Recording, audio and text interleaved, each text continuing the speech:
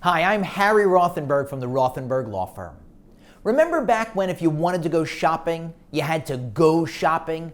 You had to get in your car to go to the store. Now, you can order just about anything over the internet while wearing your boxer shorts and eating popcorn on your couch. It's incredibly convenient. But the items you order have to make it to your house, which means that somewhere along the way, there's going to be a truck involved to ship the items. More online orders means more shipping, which means more trucks, which means more trucking accidents. From the perspective of the trucking companies, the more miles driven, the greater the profits. But that also means that truck drivers need to drive more hours.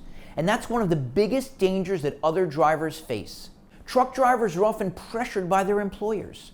They're tired or bored or distracted, and they're often driving unsafe trucks, turning those trucks into giant weapons on the road.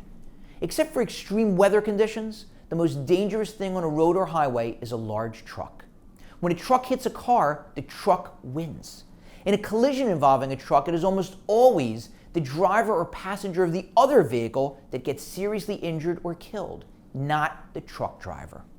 Unfortunately, many, if not most trucking companies, do not have enough insurance coverage to compensate the victims injured or killed in a crash.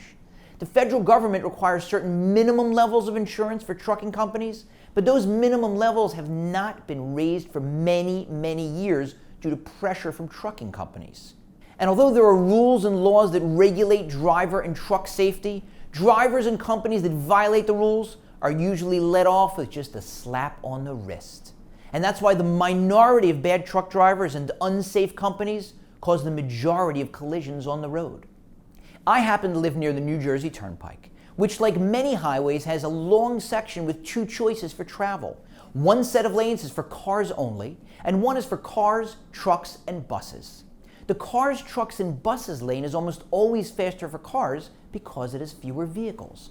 I always took it many years ago, but once I started handling truck accident cases, I stopped using it, even if Waze suggests it.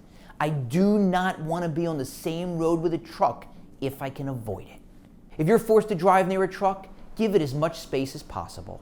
Be careful not to drive in its blind spot, and be careful when passing it.